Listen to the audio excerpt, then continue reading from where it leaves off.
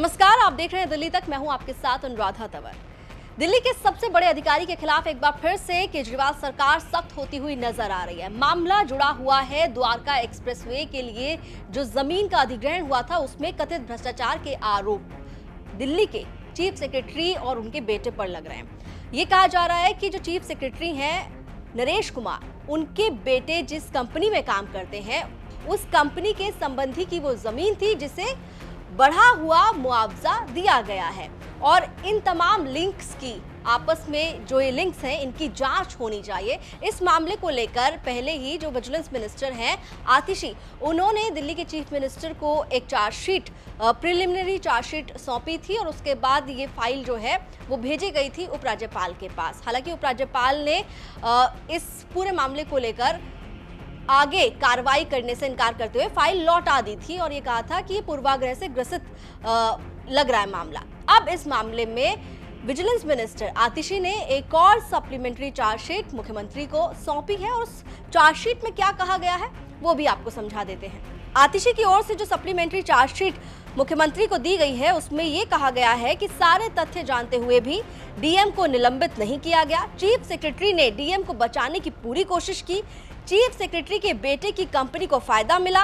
असलियत को सामने लाने के लिए सीबीआई ईडी की जांच जरूरी है।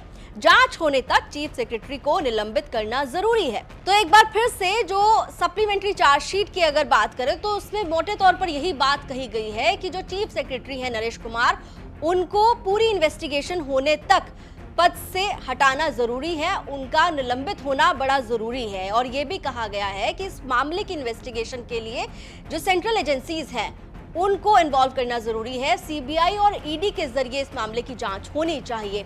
इस पूरे मामले को लेकर लगातार दिल्ली की केजरीवाल सरकार चीफ सेक्रेटरी पर हमलावर है और चीफ सेक्रेटरी को निलंबित किए जाने की मांग लगातार उनकी ओर से की जा रही है। पिछले दिनों भी आप जानते हैं कि दिल्ली सरकार की ओर से उपराज्यपाल के पास फाइल भेजी गई थी और ये कहा गया था कि चीफ सेक्रेटरी पर जो एलिगेशंस लग रहे हैं उसकी इन्वेस्टिगेशन करानी जरूरी है और जब तक ये जांच चल रही है तब तक चीफ सेक्रेटरी को निलंबित कर देना चाहिए। हालांकि उपराज्यपाल की ओर से फाइल लौटा दी गई और कोई एक्शन नहीं लिया गया और इसके बाद अब दोबारा से जो विजिलेंस मिनिस्टर हैं आतिशी, उनके द्वारा सप्लीमेंट्री चार्जशीट मुख्यमंत्री को सौंपी गई है। फिलहाल अब देखना होगा कि आने वाले समय में इस पूरे मामले को लेकर क्या और एक्शन लिया जाता है या चीफ सेक्रेटरी की ओर से कोई रिएक्शन आता है, क्योंकि उनकी तरफ से पहले रिएक्शंस आ चुके हैं और उनकी तरफ से ये कहा गया था कि इन आरोपों में कोई सच्चाई नहीं है।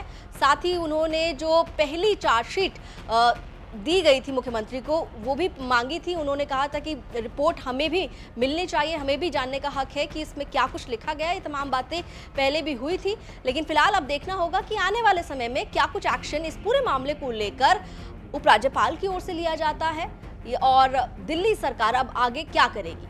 दिल्ली से जुड़ी हुई तमाम खबरों के लिए आप देखते रहिए दिल्ली तक।